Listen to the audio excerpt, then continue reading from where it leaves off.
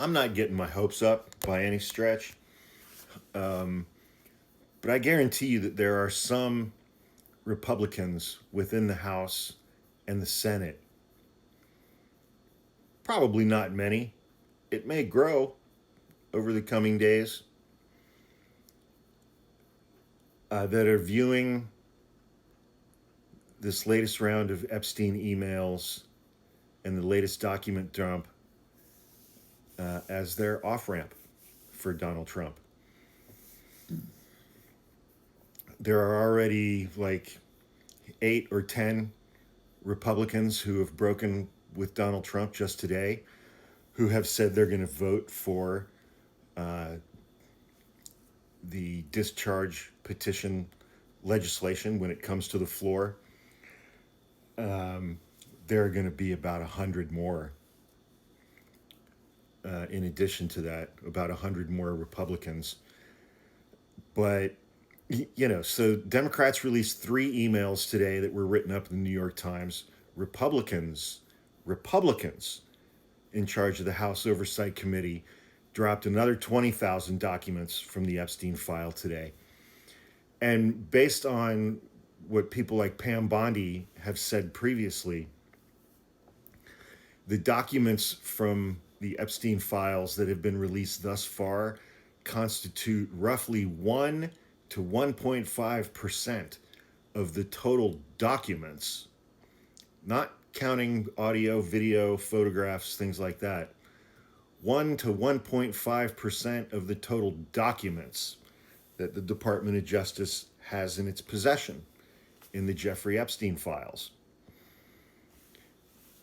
And you just gotta imagine, man, that there are so many members, so many Republican members of the House and the Senate that are just fucking sick to death of defending Jeffrey Epstein and Donald Trump's relationship with Jeffrey Epstein,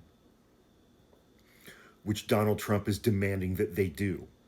Donald Trump dragged Lauren Boebert to the White House today, down into the basement, into the Situation Room, where she met with Donald Trump and Pam Bondi and Patel and others from his administration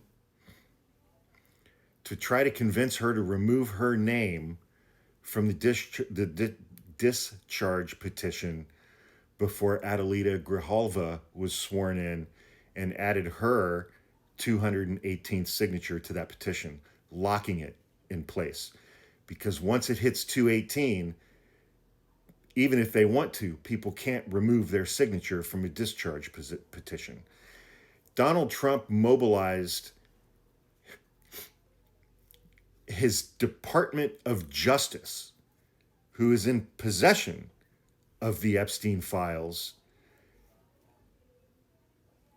and involved the White House to try to convince a woman who is a fucking lunatic, who gives hand jobs at Broadway plays, but who's also a survivor of domestic violence.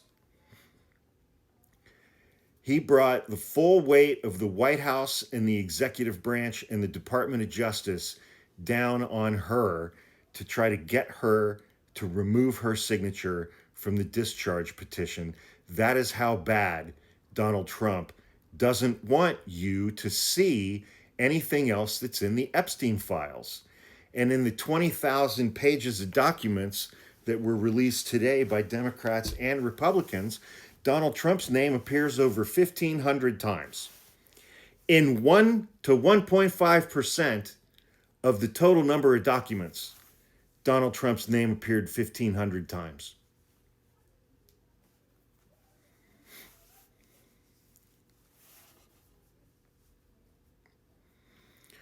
And so, this is going to matter.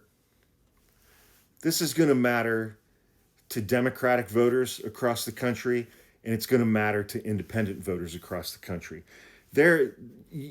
Republicans may lose some voters because of this. They may lose some support because of this. I don't think it's going to be a ton, because I think they're a cult. I think they're a cult, and there's no amount of evidence that will convince them to turn against Donald Trump. But this is going to matter in the midterms as it relates to independents, independent voters. All of that having been said, the vast majority of us today have been speaking about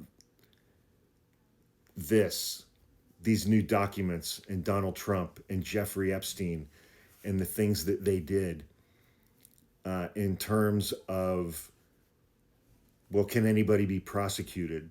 And we've all been speaking of it in terms of what are the political ramifications? And I've been as guilty of that as anybody else.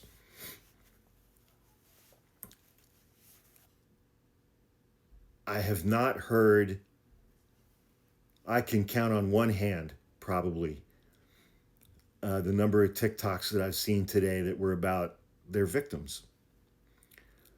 And I follow one independent reporter on here named Tara Palmieri, who has established relationships and friendships with dozens of Jeffrey Epstein's victims.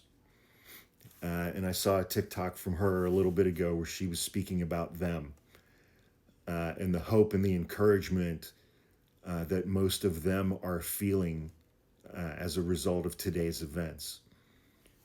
And you know, I don't want to forget, you know, Ghislaine Maxwell used to be best friends with Donald Trump's first wife, Ivana Trump. And the two of them would cruise around Manhattan in the back of a limousine, and Ghislaine Maxwell would jump out and approach teenage girls on the sidewalk and recruit them to get raped and molested by Jeffrey Epstein and his friends. That's how far back this goes. When Donald and Ivana Trump were still married to one another. Ivana Trump and Ghislaine Maxwell used to cruise around Manhattan, sitting in the back of a limo, and Ghislaine Maxwell would jump out and try to recruit teenage girls off the sidewalk. Because this country doesn't punish powerful, wealthy men, even when they engage in the most depraved behavior. But these victims were 13 and 14 years old. The vast majority of them were 13 or 14 years old when they met Ghislaine Maxwell and Jeffrey Epstein. And if you've ever seen the documentary Filthy Rich, Jeffrey Epstein, on Netflix, it focuses largely on his activities in Florida and, you know, obtaining these 13 and 14-year-old girls from broken homes who came from poverty, who lived in trailer parks, who didn't have any opportunities.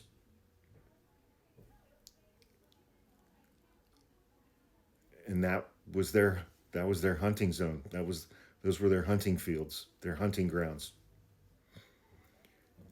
And so I do want us to focus on those young women who were children.